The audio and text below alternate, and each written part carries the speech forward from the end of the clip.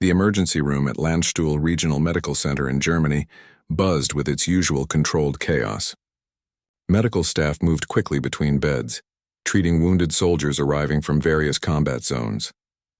The fluorescent lights cast harsh shadows across the sterile white floors, while the steady beep of monitors created a rhythmic backdrop to the urgent conversations happening throughout the facility.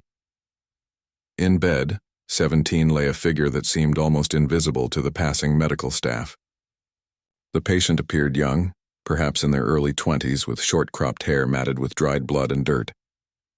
Their uniform was torn and stained, bearing the insignia of an army medic. Despite the obvious injuries, a deep gash across the forehead, multiple bruises, and what appeared to be a dislocated shoulder, this particular patient waited far longer than others for attention.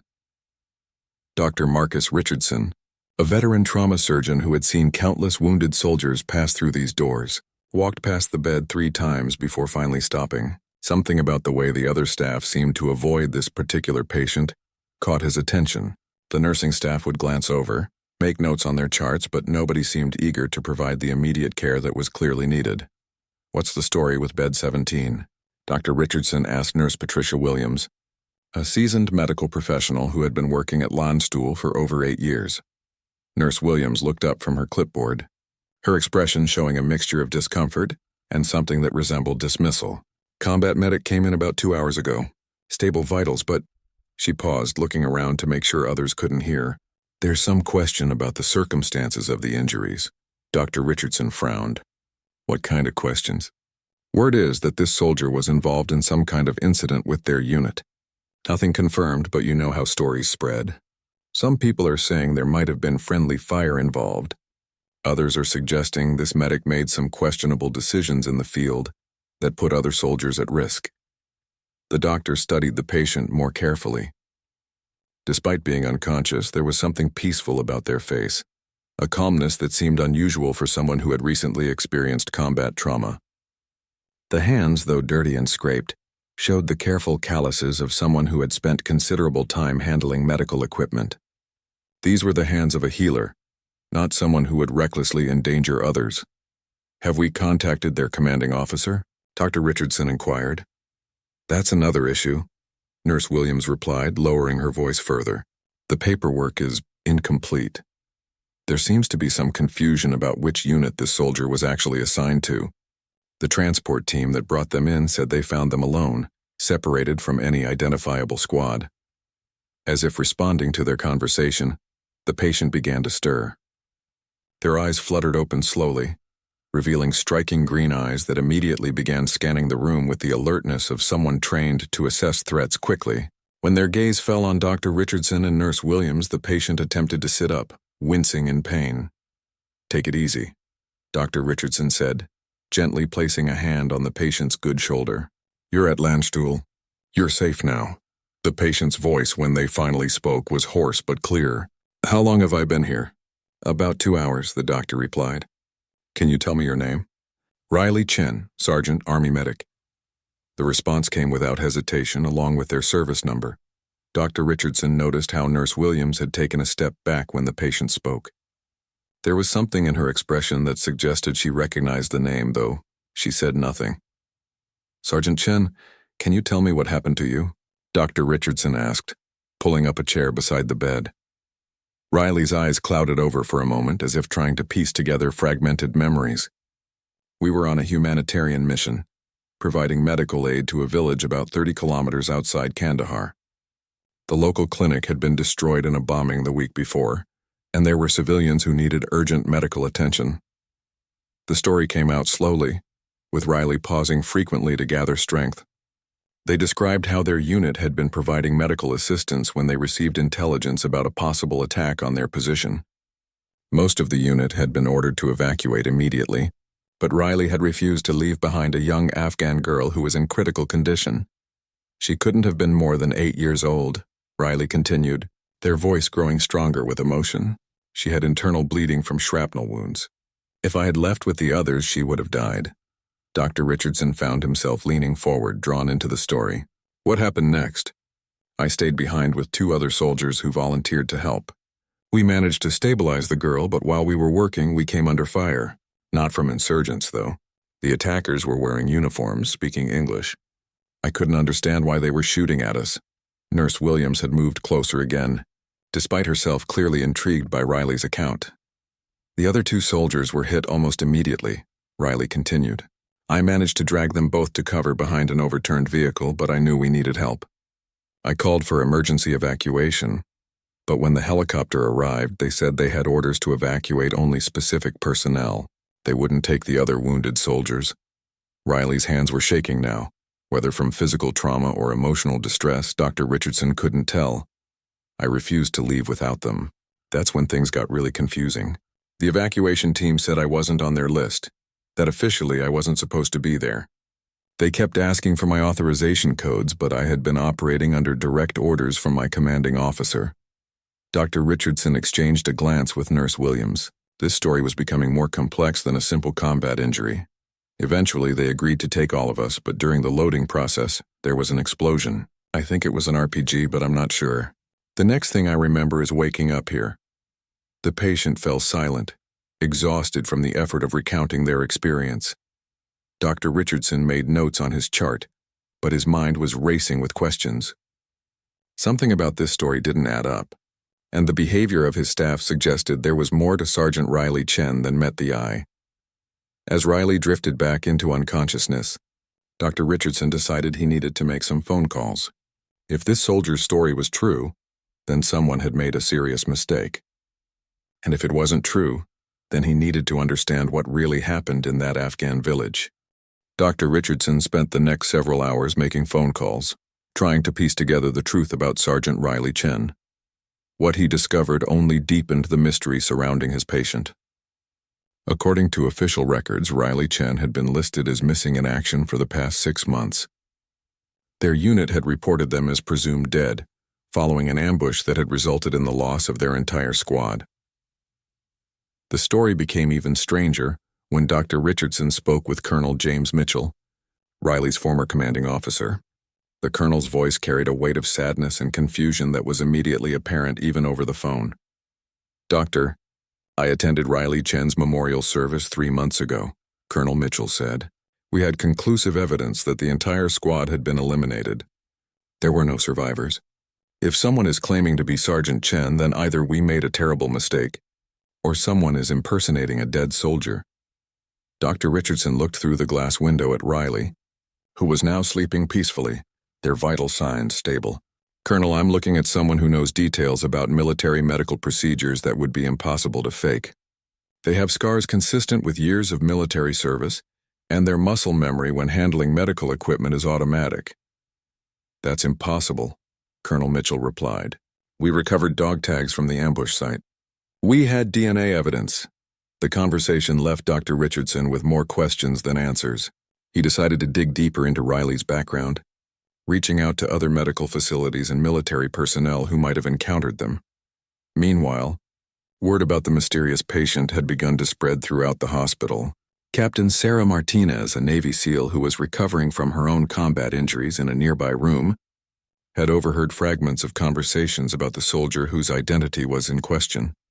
Captain Martinez had spent 15 years in special operations, and her instincts told her that something significant was happening. She had learned to trust those instincts as they had saved her life more times than she could count. Using her crutches, she made her way to the common area where off-duty medical staff often gathered. "I keep hearing about a patient whose story doesn't add up," she said to a group of nurses who were taking their break. "Someone mind filling me in?" The nurses exchanged glances, clearly uncertain about discussing patient information with someone outside the medical staff. However, Captain Martinez's reputation preceded her, and eventually one of the nurses provided a summary of the situation. "There's a medic who claims to have been involved in a humanitarian mission, but according to official records, they died months ago. Some of the staff think they might be suffering from severe psychological trauma that's causing false memories. Others think there might be something more deliberate going on." Captain Martinez listened carefully, her analytical mind processing the information.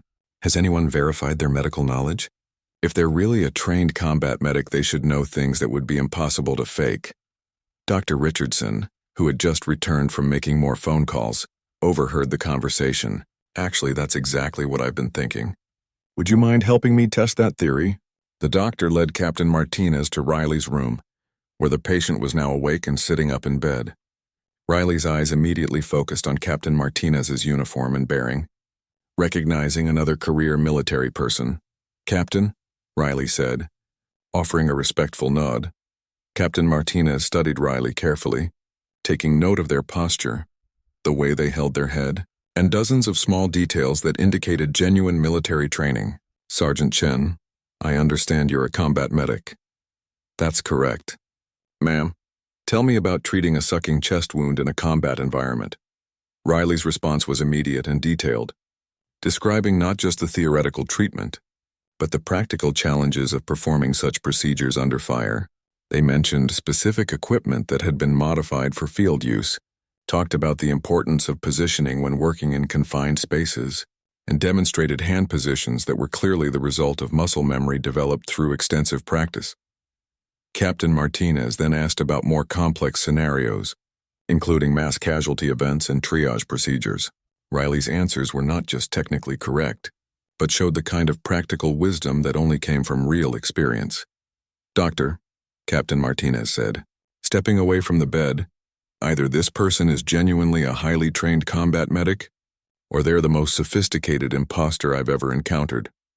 While they were talking, Riley had been studying Captain Martinez as well. There was something familiar about the captain, though they couldn't quite place where they might have met before. "Captain, forgive me for asking, but have we worked together before? Your face is familiar." Captain Martinez paused, thinking. "Where did you say you were stationed before this incident?" "I was attached to various units depending on where medical support was needed most urgently. For the past year, I had been working primarily with special operations teams, providing medical support for high-risk missions." Something clicked in Captain Martinez's memory. "Wait a minute. Are you the medic who saved Lieutenant Rodriguez's team in the mountains near the Pakistan border?" Riley's eyes widened with recognition. "You were part of that extraction team." "I remember now." Lieutenant Rodriguez had been shot in the femoral artery, and 2 other team members had serious burns from an IED explosion. Captain Martinez felt a chill run down her spine. The mission Riley was describing was classified at the highest levels. Only a handful of people knew the specific details of what had happened that day, and most of those details had never been officially recorded anywhere. That operation was so secret that it doesn't exist in any official records, Captain Martinez said slowly. "The only people who know what really happened are the ones who were there." Dr. Richardson had been listening to this exchange with growing amazement. "What exactly are you saying, Captain?" "I'm saying that Sergeant Chen not only saved the lives of 3 Navy SEALs that day, but they did it under impossible conditions. We had been trapped for 18 hours, completely cut off from any support. Chen rappelled down a cliff face under enemy fire to reach our position, then performed surgery using improvised tools while we were still taking incoming rounds." Riley looked uncomfortable with the praise. "I was just doing my job. Those men needed medical attention, and I was the only one in position to provide it." Captain Martinez turned to Dr. Richardson. "Doctor, whatever confusion exists about this soldier's official status, I can guarantee you that they are exactly who they claim to be. Not only that, but they're one of the most skilled combat medics I've ever had the privilege of working with." The room fell silent as the implications of this conversation sank in. If Riley Chen was indeed alive and genuine, then what had happened to create the official records declaring them dead?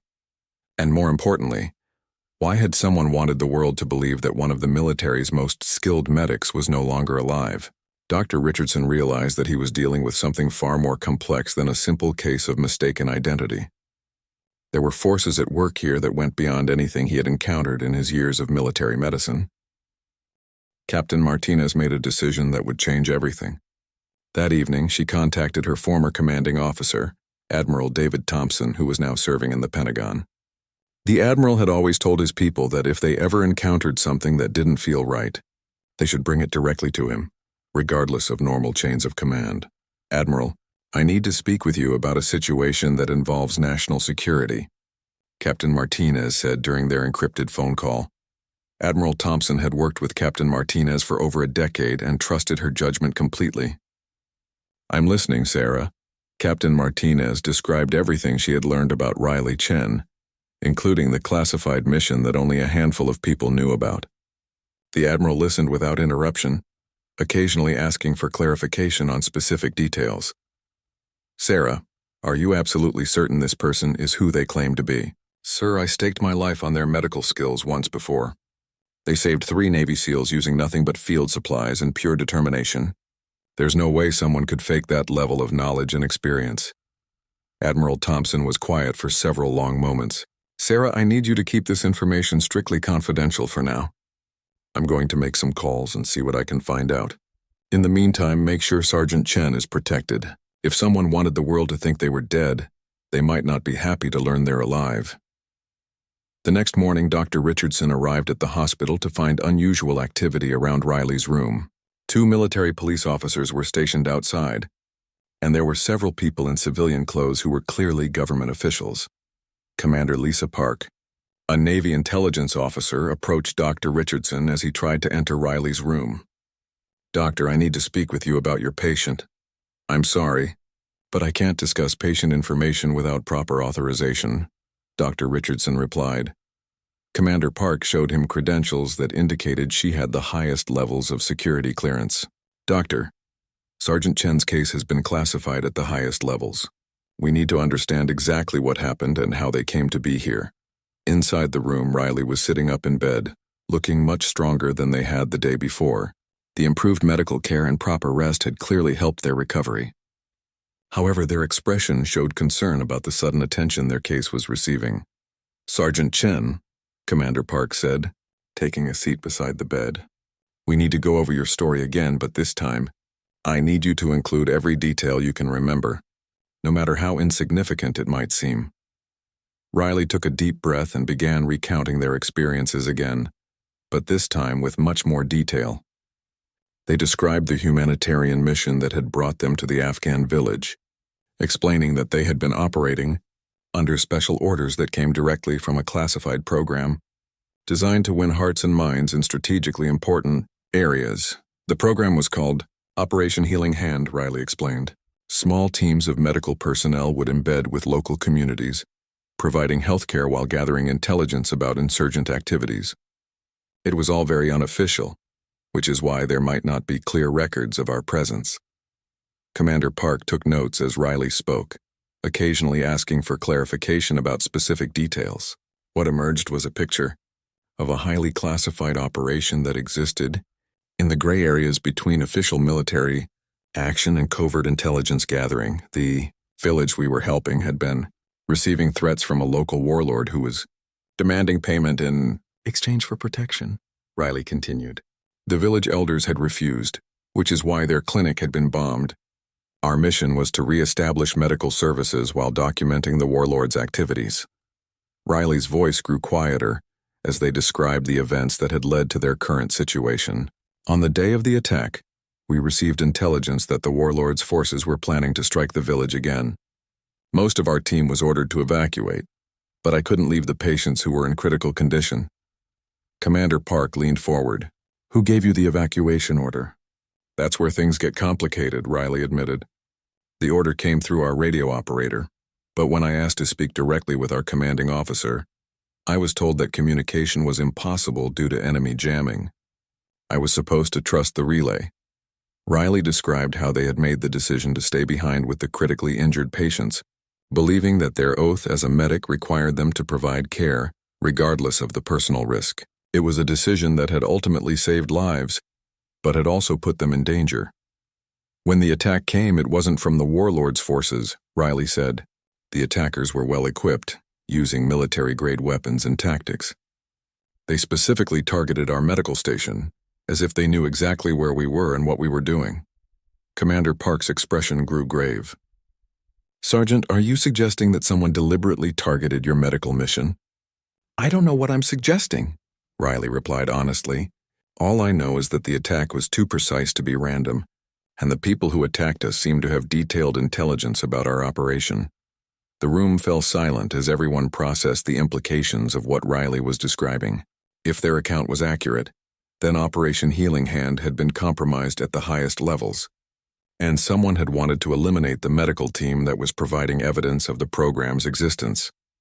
Dr. Richardson, who had been listening to this conversation with growing concern, finally spoke up. Commander, if Sergeant Chen's story is true, then they're not just a recovered patient. They're a witness to a serious security breach. Commander Park nodded grimly. Doctor, that's exactly what we're beginning to suspect. Someone wanted Sergeant Chen to disappear and they nearly succeeded. Captain Martinez, who had been standing quietly in the corner of the room, stepped forward. Commander, there's something else you need to know.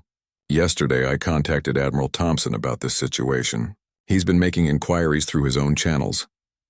As if summoned by the mention of his name, Commander Park's phone rang. She answered it with a simple, "Park here," then listened for several minutes without speaking. When she hung up, her expression was grim. That was Admiral Thompson. He's discovered that Operation Healing Hand was terminated 6 months ago, following reports that the entire medical team had been killed in action. Someone filed official reports declaring all team members dead, including Sergeant Chen. Riley felt a chill run through their body. You're saying that someone deliberately reported us as dead? More than that, Commander Park replied. Someone made sure that any investigation into your disappearance would be impossible by creating official documentation that closed the case permanently. The implications were staggering. Someone with high-level access to military, records, and intelligence systems had orchestrated an elaborate cover-up designed to erase all evidence of Operation Healing Hand and everyone connected to it. The question now, Commander Park continued, is whether this was done to cover up the failure of the mission, or whether the mission was deliberately sabotaged from the beginning. Riley realized that their survival had accidentally exposed what might be a much larger conspiracy. Someone had wanted to bury the truth about Operation Healing Hand, and they were the living proof that the official story was a lie. Admiral Thompson arrived at Landstuhl Regional Medical Center within 18 hours of Captain Martinez's initial call. His presence immediately elevated the seriousness of the situation, as admirals don't typically make unscheduled visits to military hospitals unless something of critical importance is at stake. The admiral's first meeting was with Commander Park and Captain Martinez in a secure conference room that had been hastily prepared for their discussion. Dr. Richardson was also present, as his medical expertise and direct knowledge of Riley's condition made him essential to understanding the full scope of the situation. Before we bring Sergeant Chen into this conversation, Admiral Thompson began, I need to share what my investigation has uncovered. The picture that's emerging is far more complex than any of us initially realized. The Admiral opened a classified file that contained information that had been gathered over the past 24 hours. Operation Healing Hand was not just a humanitarian mission with intelligence-gathering components.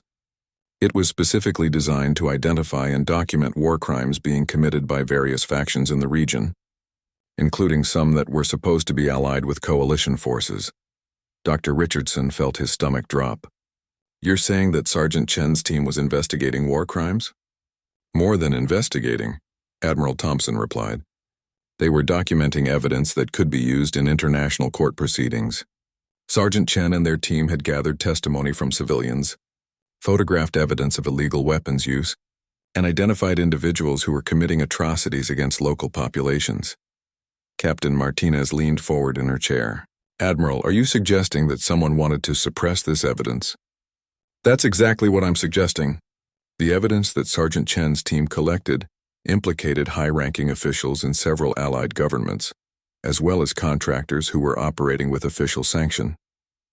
The financial and political implications of this evidence becoming public would have been enormous. The Admiral continued his briefing, explaining that Operation Healing Hand had been compromised almost from its inception. Someone with access to the highest levels of intelligence had been feeding information to the people who were being investigated, allowing them to stay one step ahead of the documentation efforts. When it became clear that Sergeant Chen's team was getting close to gathering conclusive evidence, the decision was made to eliminate them and destroy all records of their work. Dr. Richardson struggled to process what he was hearing, but surely there were safeguards in place to prevent something like this from happening. Admiral Thompson's expression was grim. Doctor, the people responsible for this cover-up were the same people responsible for maintaining those safeguards. They had complete control over the official narrative. The Admiral then revealed the most disturbing aspect of his investigation. According to the records I've been able to access, Sergeant Chen's entire team was eliminated not by enemy forces, but by a strike team that was operating under falsified orders. The attack on their position was carried out by personnel who believed they were conducting a legitimate military operation against insurgent forces. The room fell silent as the implications of this revelation sank in. Riley Chen had survived an assassination attempt that had been disguised as a routine military operation. The question now, Admiral Thompson continued, is what happened to the evidence that Sergeant Chen's team collected, and whether any of it survived. At this point, Commander Park suggested that they bring Riley into the conversation. Sergeant Chen needs to know what they're up against, and we need to know if they have any information that could help us understand the full scope of this conspiracy. When Riley was brought into the secure conference room, they immediately sensed the gravity of the situation from the expressions on everyone's faces. Admiral Thompson introduced himself and explained that Riley's survival had uncovered evidence of a significant security breach that had national security implications. Sergeant Chen, the Admiral began, we now know that your team was specifically targeted for elimination because of the evidence you were gathering. I need to ask you directly, do you know what happened to the documentation your team collected? Riley thought carefully before responding. Sir, we were very careful about securing our evidence. We knew that what we were documenting was sensitive, so we established multiple backup systems. Riley explained that their team had been using encrypted digital storage devices that were designed to be undetectable during routine searches. More importantly, they had established a protocol for transmitting copies of their most important findings to a secure location outside the normal military communication channels. We had a contact in the State Department who was coordinating with international human rights organizations, Riley continued. Every few days we would transmit encrypted summaries of our findings to this contact, who would ensure that the information was preserved even if something happened to our team. Admiral Thompson and Commander Park exchanged glances. This was the first indication that copies of the evidence might still exist somewhere outside the control of the people responsible for the cover-up. Sergeant, do you remember the name of your State Department contact? Commander Park asked. Her name was Sarah Walsh, and she was working in the Bureau of Democracy, Human Rights, and Labor. She was the one who originally briefed us on the importance of documenting human rights violations in our area of operations. Admiral Thompson made notes as Riley spoke. Sergeant, this information could be crucial to exposing the people responsible for what happened to your team. However, I need you to understand that by providing this information, you're putting yourself at considerable risk. Riley's response was immediate and firm. Sir, my teammates died because they were trying to document evidence of war crimes. If there's a chance that their work can still make a difference, then I'm willing to take whatever risks are necessary. The Admiral nodded approvingly. Sergeant, that's exactly the kind of courage and dedication that makes me proud to serve alongside people like you. However, Admiral Thompson also had to deliver some sobering news. I need to tell you that according to official records, Sarah Walsh died in a car accident 3 months ago, shortly after your team was reported as killed in action. Riley felt as if the air had been knocked out of their lungs. The pattern was becoming clear. Everyone connected to Operation Healing Hand was being systematically eliminated. Admiral, Riley said quietly, how many people knew about our State Department contact? That's what we're trying to determine. But Sergeant, the fact that you're alive suggests that the cover-up wasn't completely successful. If we can find where Sarah Walsh stored the evidence you transmitted to her, we might be able to expose the entire conspiracy. Captain Martinez, who had been listening carefully to this conversation, finally spoke up. Admiral, what's our next move? Sergeant Chen can't stay here indefinitely, and if the people responsible for this cover-up learn that they're alive, they'll certainly try to complete what they started. Admiral Thompson had already been considering this problem. We're going to move Sergeant Chen to a secure facility where they can be protected while we investigate further. But first we need to see if we can recover any of the evidence that was transmitted to Sarah Walsh.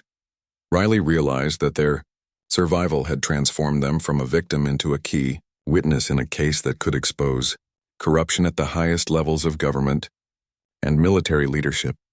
The next phase of their journey would be even more dangerous than anything they had experienced in combat, because now they were fighting an enemy that had the power to manipulate official records and eliminate anyone who threatened their interests. The secure facility where Riley was relocated turned out to be a classified installation in Virginia that specialized in protecting high-value witnesses and assets. The transition from the military hospital to this new environment was jarring, as Riley went from being a patient to being someone whose very existence was considered a state-secret admiral. Thompson had assembled a small team of trusted investigators to work on uncovering the truth about Operation Healing Hand. The team included Captain Martinez, Commander Park, and several other military and civilian personnel who had been carefully vetted for their loyalty and discretion. Dr. Richardson had also been brought into the investigation, as his medical expertise was needed to help Riley recover fully from their injuries, while also documenting the physical evidence of what they had endured. The doctor found himself in the unusual position of being both a physician and a crucial witness to one of the most significant military cover-ups in recent history. The first breakthrough came when the investigation team managed to access Sarah Walsh's personal files.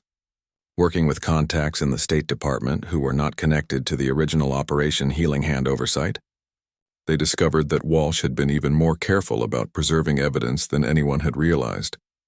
Commander Park brought the news to Riley during one of their daily briefings. "Sergeant, Sarah Walsh was apparently expecting that something might happen to her. She created multiple backup systems for storing the information you transmitted to her." Riley felt a surge of hope for the first time since learning about Walsh's death.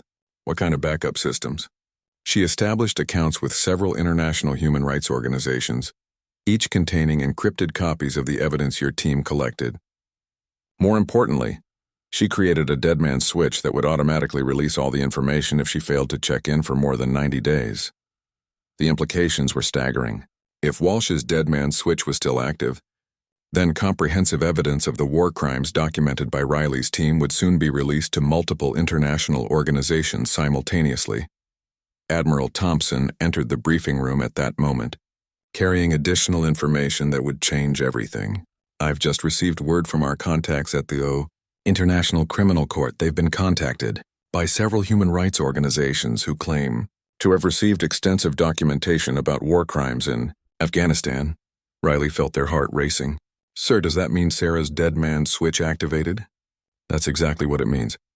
72 hours ago, encrypted files containing thousands of pages of documentation, hundreds of photographs, and dozens of video testimonies were simultaneously released to human rights organizations in 12 different countries." The Admiral sat down across from Riley, his expression serious but hopeful. "Sergeant, the evidence that you and your team collected is now in the hands of people who can use it to seek justice for the victims of these crimes." However, the Admiral also had to deliver some concerning news. The release of this evidence has created a significant problem for the people who were responsible for the cover-up. They now know with certainty that you're alive, and they're going to be extremely motivated to prevent you from providing additional testimony, Captain. Martinez had been working with security specialists to analyze the potential threats that Riley might face. "Sergeant, we've identified at least 3 separate groups that have reasons to want you silenced. There are the original conspirators who ordered the elimination of your team. There are contractors who were involved in the war crimes you documented, and there are foreign officials who could face international prosecution based on your evidence." Riley absorbed this information with the same calm determination they had shown throughout their ordeal. "Captain, what are my options?" Admiral Thompson leaned forward. "Sergeant, we can keep you in protective custody indefinitely, but that's not really living. Alternatively, we can help you testify before international tribunals and congressional committees, knowing that doing so will make you a permanent target." Riley didn't hesitate. "Sir, my teammates died trying to document these crimes. If I have the opportunity to make sure their work wasn't in vain, then that's what I need to do." The Admiral nodded approvingly. "I was hoping you'd say that because there's something else you need to know. The evidence that's been released has already led to arrests in 3 different countries.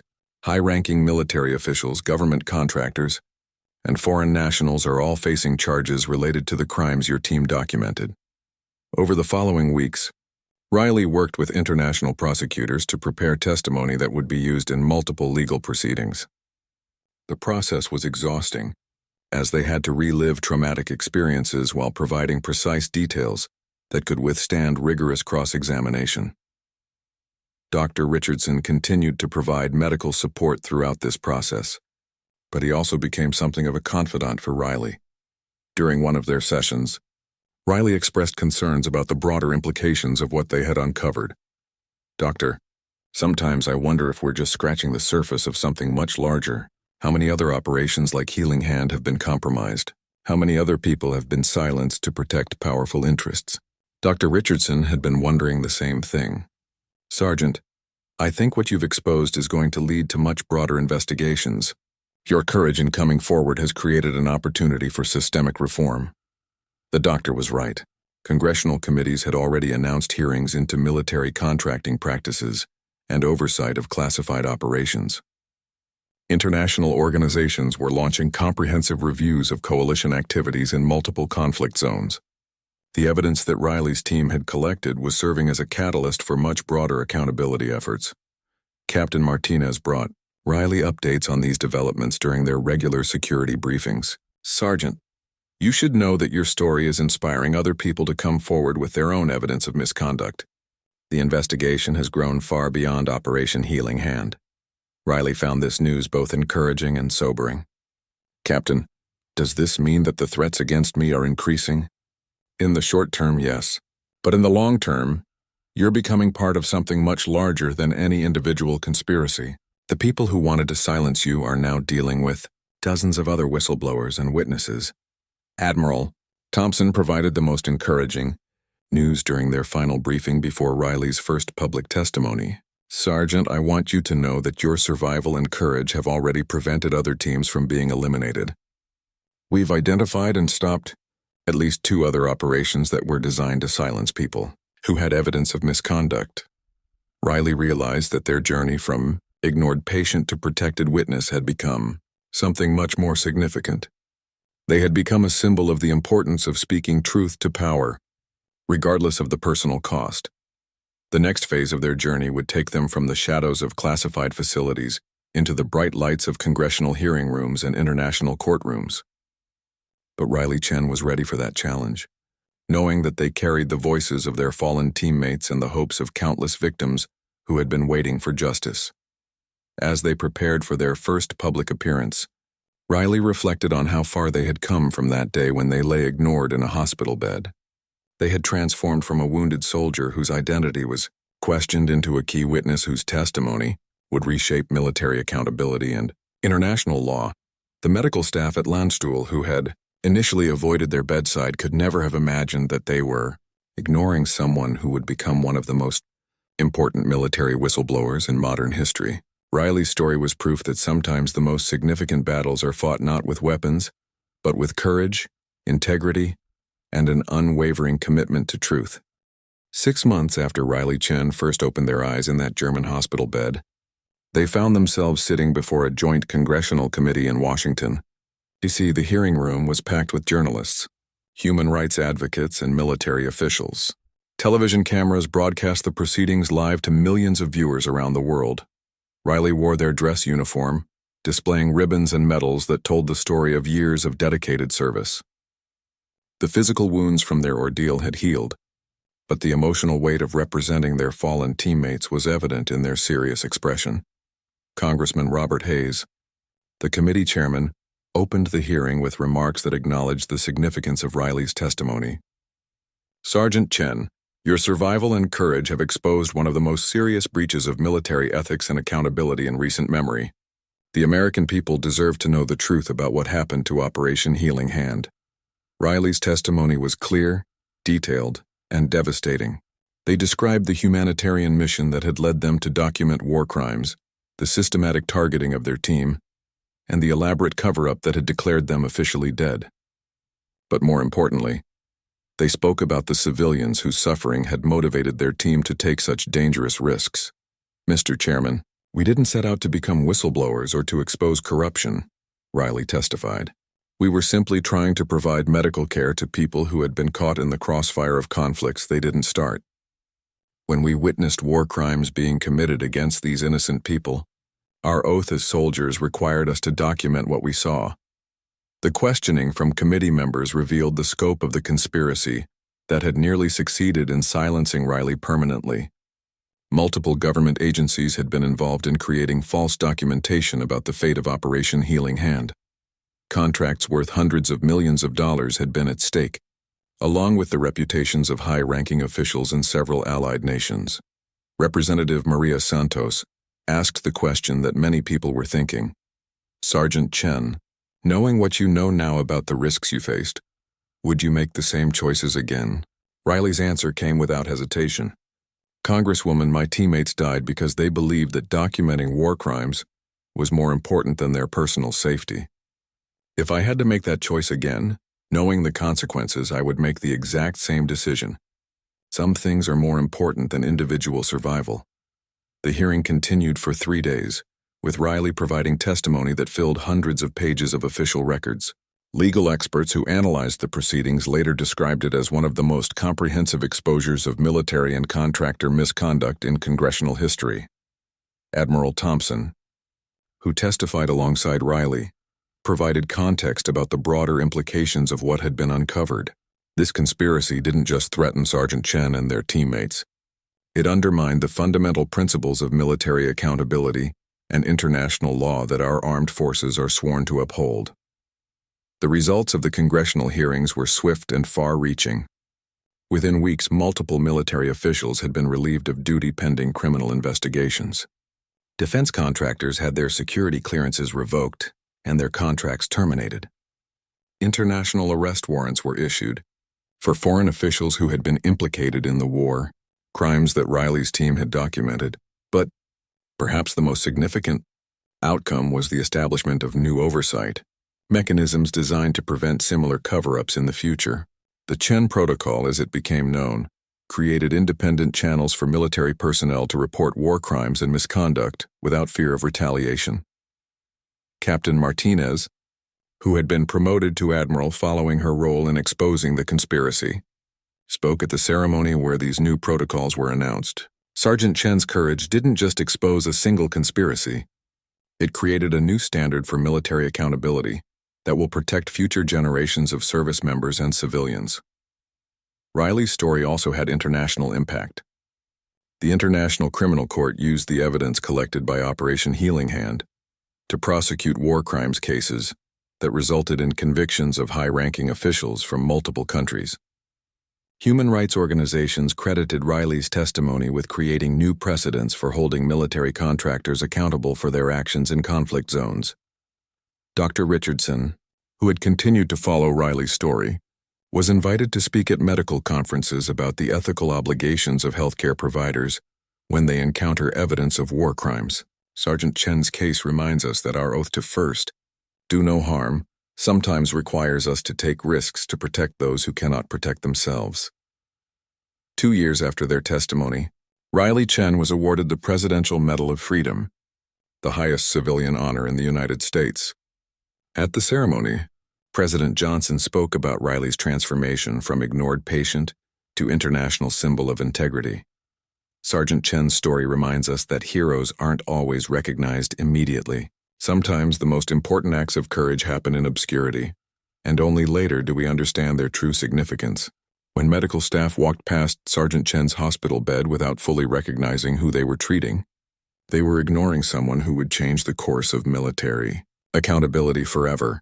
Riley used their platform as a Medal of Freedom recipient to establish a foundation dedicated to protecting military whistleblowers and supporting investigations into war crimes. The foundation's work extended beyond the United States, partnering with international organizations to create safe channels for reporting misconduct in conflict zones around the world. In interviews following the medal ceremony, Riley often reflected on the journey that had brought them from that hospital bed in Germany to the White House. I think about my teammates every day. They died believing that truth and justice were worth any sacrifice. My survival gave me the opportunity to make sure their beliefs weren't in vain. The Foundation's first major initiative was the creation of secure communication networks that allowed military personnel to report misconduct directly to independent oversight organizations. These networks were designed to prevent the kind of manipulation and cover-up that had nearly silenced Riley's team permanently. 5 years after the congressional hearings, Riley was invited to speak at the military academy, where they had first trained as a combat medic. Standing before hundreds of young cadets, Riley spoke about the responsibility that came with wearing the uniform. When you take the oath to serve your country, you're not just promising to follow orders. You're promising to uphold the values that make military service honorable.